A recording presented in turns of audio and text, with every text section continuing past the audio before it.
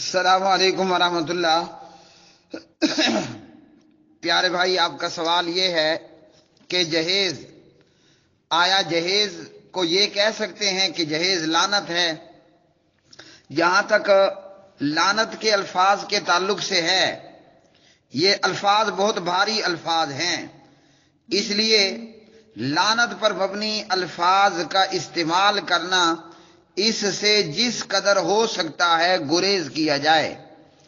لعنت یہ ہے کہ کوئی کسی پر جب لعنت کرتا ہے، اگر وہ لعنت کا مستحق نہیں ہوا تو لعنت کرنے والے پر لوٹ آئے گی۔ جہیز یا کسی بھی چیز کے حوالے سے لعنت کا ورڈ یوز کرنا، اس میں 100% احتیاط اور گریز کرنا چاہیے۔ اب سوال ہے آپ کا کہ کیا جہیز سنت ہے یا جہیز ایک رسم بد ہے؟ جہیز کیا سنت ہے یا ایک بد رسم ہے جو معاشرے میں پائی جاتی ہے، اور ہندوؤں اور اس طرح دیگر قوموں سے مسلمانوں نے جو بد عادات اختیار کی ہیں، انہی میں سے ایک جہیز بھی ہے۔ جہیز عربی زبان کا لفظ ہے، اور جہیز کے حوالے سے قرآن مجید فرقان حمید میں بھی ہے، اور لفظ جہیز، یہ رسم نہیں کہہ رہا، لفظ جہیز کے حوالے سے بہت ساری احادیث کے اندر بھی الفاظ آئے ہیں۔ قرآن مجید فرقان حمید میں اللہ سبحانہ وتعالیٰ سورہ یوسف میں فرماتے ہیں وَلَمَّا جَهَّزَهُمْ بِجَهَازِهِمْ، جب جناب یوسف علیہ السلام کے نوکروں، چاکروں اور کارندوں نے یوسف کے بھائیوں کے لیے سامان سفر تیار کیا، تو اس کا معنی کیا بنتا ہے؟ سامان تیار کرنا، اور ہر موقع کے لیے الگ الگ سامان ہوتا ہے۔ مثلا صحیح بخاری کی حدیث نمبر 371 میں ہے جہزتھا لہ ام سلیم فاحدثھا لہ من اللیل، حضرت ام سلیم رضی اللہ تعالی عنہا نے جناب حضرت صفیہ رضی اللہ تعالی عنہا کو تیار کیا اور نبی علیہ الصلوۃ والسلام کی خدمت میں پیش کیا۔ اور اسی طرح نجاشی بادشاہ کے حوالے سے کہ نجاشی نے سیدہ ام حبیبہ رضی اللہ تعالی عنہا بنت ابی سفیان رضی اللہ تعالی عنہ کو اپنے پاس سے تیار کیا، یعنی ان کو سامان وغیرہ دے کر تیار کیا۔ ثم جہزھا من عنده وبعث بها الى رسول اللہ صلی اللہ علیہ وسلم، مسند امام احمد ابن حنبل۔ اسی طرح جہیز کے حوالے سے، یہ جہیز ورڈ کی بات کر رہا ہوں، اس رسم کی بات نہیں کر رہا، جہیز کا لفظ، جہیز کا ورڈ، تو نبی علیہ الصلوۃ والسلام کی بہت ساری احادیث ہیں جہیز کے حوالے سے۔ مثال کے طور پر یہ ابن ماجہ ہے، اور یہاں روایت کا نمبر ہے 2758، 2758 نمبر کی روایت، اور اس میں عن عمر بن الخطاب رضی اللہ تعالی عنہ قال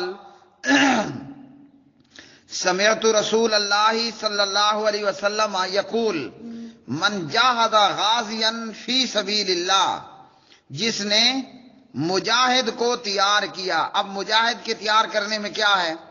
آپ اس کو تیر دیں، آپ اس کو نیزہ دیں، آپ اس کو ڈھال دیں، اور مجاہد کے تیار کرنے میں آج کی دور میں آپ اس کو جناب گرنیڈ دیں، گولی دیں، گن دیں، راکٹ دیں، وغیرہ وغیرہ۔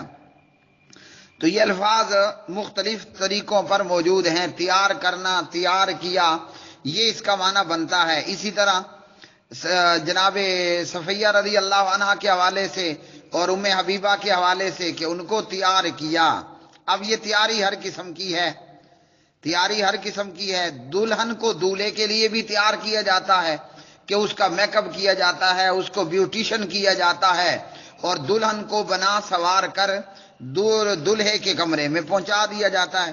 اسی طرح جہیز کے تعلق سے کہ بچی، بیٹی، بہن کی شادی کے وقت اسے سامان دینا، اسے سامان دینا، اس کے حوالے سے یہ ہے کہ شادی کی رسومات میں سے جہیز بھی ایک رسم ہے، یا یہ کہ کوئی اس کا سنت سے بھی کوئی تعلق ہے، تو جو ہمارے معاشرے میں یہ مروجہ جہیز ہے، اس کے اندر دور دور تک سنت کا پہلو کوئی نہیں ہے۔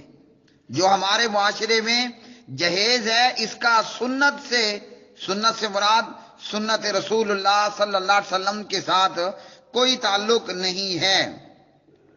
اس جہیز کی مختلف صورتیں ہیں، اور مختلف یعنی وجوہات کی وجہ سے یہ جہیز دیا جاتا ہے۔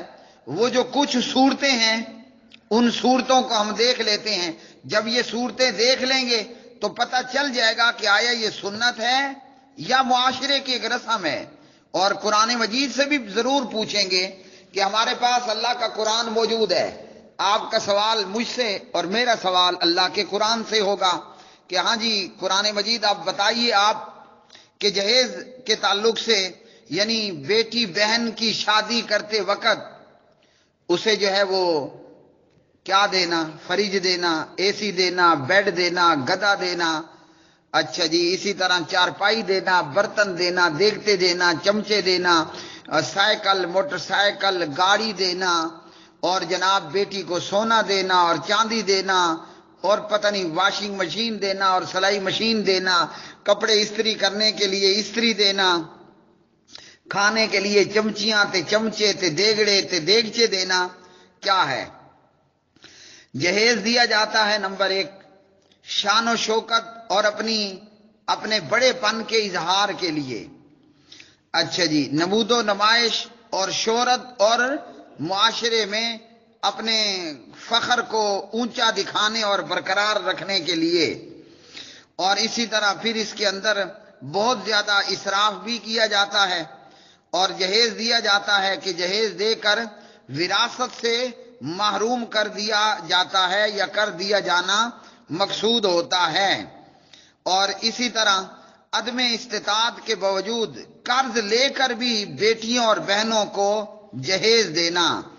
اور ایک آخری شکل کہ جناب ہدیے اور تحفے اور صلہ رحمی کے طور پر بیٹی اور بہن کی شادی کے وقت اسے سامان دینا۔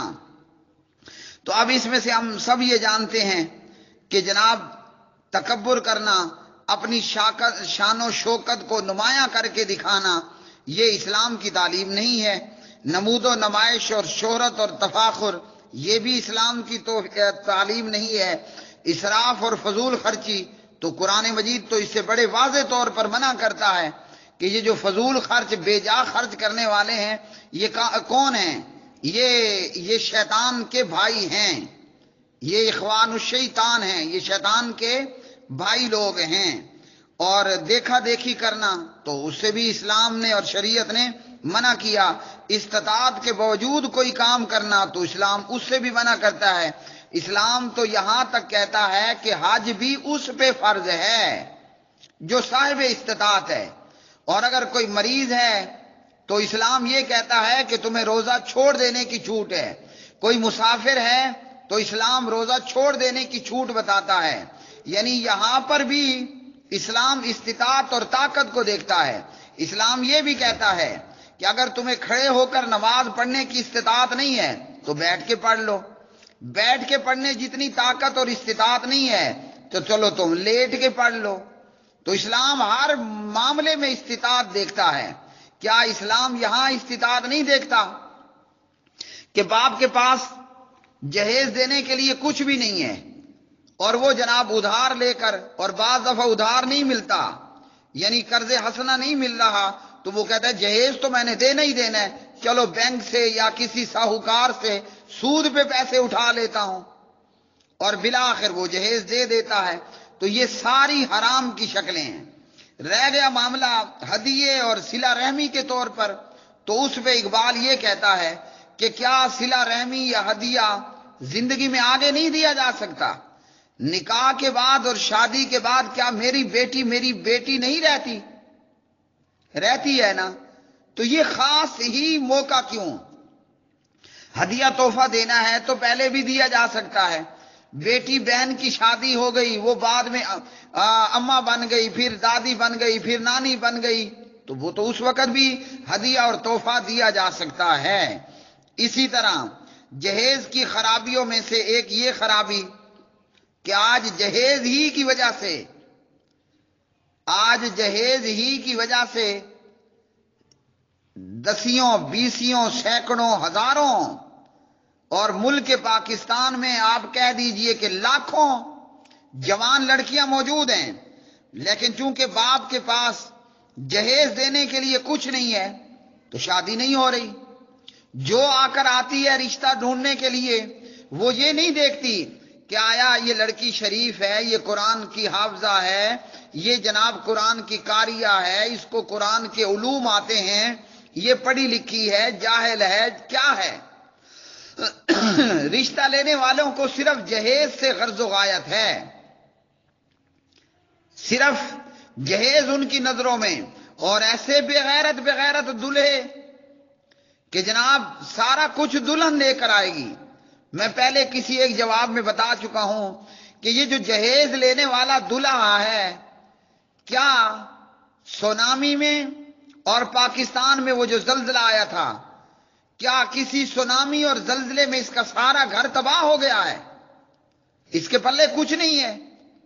تو جب اس کو شادی کی طاقت ہی نہیں ہے، بیوی کے اخراجات اور ذمہ داریاں پورے کرنے کی طاقت نہیں ہے، تو یہ شادی کیوں کر رہا ہے؟ جبکہ نبی علیہ السلام نے فرمایا من استطاع منکم الباءۃ فلیتزوج، جسے شادی کے اخراجات برداشت کرنے جتنی طاقت ہے شادی وہ کرے۔ اگر دولہے کے گھر چارپائی نہیں بیوی کو سلانے کے لیے، اگر بیوی کے کھانا پکانے کے لیے دولہے کے گھر میں دیگچا اور چمچا نہیں ہے، کٹوی اور ہنڈیا نہیں ہے، تو تم شادی کس لیے کر رہے ہو؟ تمہیں کس نے کہا ہے؟ اور جہیز کے اندر کیا ہوتا ہے؟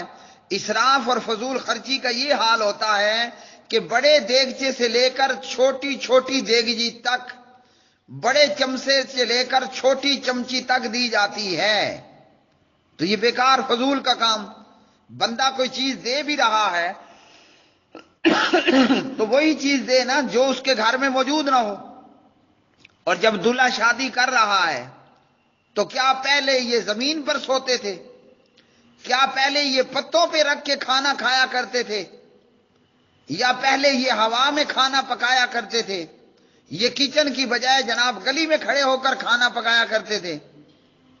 یا جناب ان کے گھر کھانا پکانے کے لیے گیس کا چولہا بھی نہیں ہے؟ تو بیوی کو یہ بھی کہو نا کہ تم جہاں اور جہیز لے کر آ رہی ہو، اپنے باپ سے جو ہے وہ میٹر، بجلی کا میٹر، اور اپنے باپ سے گیس کا میٹر بھی لے کر آنا۔ وہ آپ لوگ کہو گے نہیں جی وہ ہمارے گھر گیس کا میٹر لگا ہوا ہے، بجلی کا میٹر بھی لگا ہوا ہے۔ تو جب ہمارے گھر گیس اور بجلی کا میٹر لگا ہوا ہے، اس لیے دلہن گیس اور بجلی کا میٹر نہ لائے۔ میں پوچھتا ہوں تمہارے گھر دیکھتے چمچیاں، چارپائیاں، گدے، بیڈ، استری، واشنگ مشین، سلائی مشین پہلے نہیں ہے نا؟ تو جب یہ ساری چیزیں پہلے موجود ہیں، اللہ دے بندے ہو، پھر کیوں اس کو کہہ رہے ہو کہ یہ لے کر آؤ؟ اگر یہ کہہ رہے ہو کہ تمہارے گھر چارپائی، گدا، بیڈ، استری، واشنگ مشین، ہاں جی سب کچھ موجود ہے، پھر بھی اسے کہہ رہے ہو کہ یہ لے کر آؤ، تو اسے یہ بھی کہہ دو نا کہ چلو ہمارے گھر ایک ایک بجلی اور ایک ایک گیس کا میٹر ہے، اپنے ابا سے کہنا ایک گیس اور بجلی کا میٹر ایک ایک اور بھی لے کر آ جائے۔ اور کوئی ایسا کہے گا تو وہ کہے گا بڑے احمق ہو تم، اور تمہارے گھر تو بجلی کا میٹر ہے اور گیس کا میٹر ہے۔ تو جب گیس اور بجلی کا میٹر ایک موجود ہے، دوسرے کی مانگ کرنا یہ حماقت اور جہالت ہے۔ میں پوچھتا ہوں تیرے گھر میں چارپائی، بیڈ، گدا موجود ہے، چمچے، دیگچے، چمچڑیاں موجود ہیں، اور دلہن پھر بھی لا رہی ہے، تو مجھے بتاؤ تم احمق اور گدے ہو یا کوئی سمجھدار انسان ہو؟ ہاں باپ کی وہ بیٹی ہے، وہ زندگی میں جب اسے تحفہ ہدیہ دینا چاہے وہ دے سکتا ہے۔ اور ہندوؤں کے ہاں جہیز دیا جاتا ہے، لیکن جہیز دے کر وہ کیا کرتے ہیں؟ وہ بیٹی کو، بہن کو جائیداد سے محروم کر دیتے ہیں۔ اور ہمارے مسلمان معاشرے کے اندر بھی یہی چلتا ہے، سوائے اس کے کہ جن پہ اللہ کی رحمت ہو۔ بہن نے بھائی سے کہا کہ بھائی جان مجھے اپنے بابا کی جائیداد میں سے حصہ چاہیے۔ تو آگے سے بھائی کیا کہتا ہے؟ بہن جی ابا نے تجھے جہیز دے دیا تھا، لہذا ابا کی جائیداد میں سے تمہیں کچھ نہیں ملنے والا۔ اور قرآن مجید سے بھی پوچھ لیں کہ قرآن مجید نے کیا فرمایا ہے۔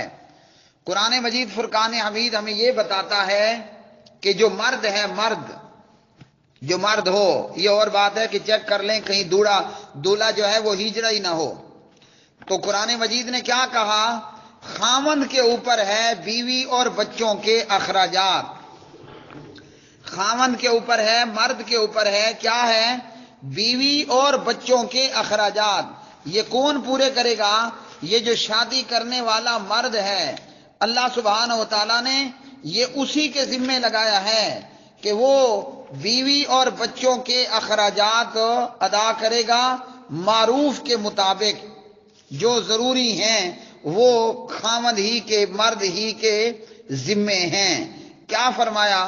وَعَلَى الْمَوْلُودِ لَهُ رِزْقُهُنَّ وَكِسْوَتُهُنَّ بِالْمَعْرُوفِ۔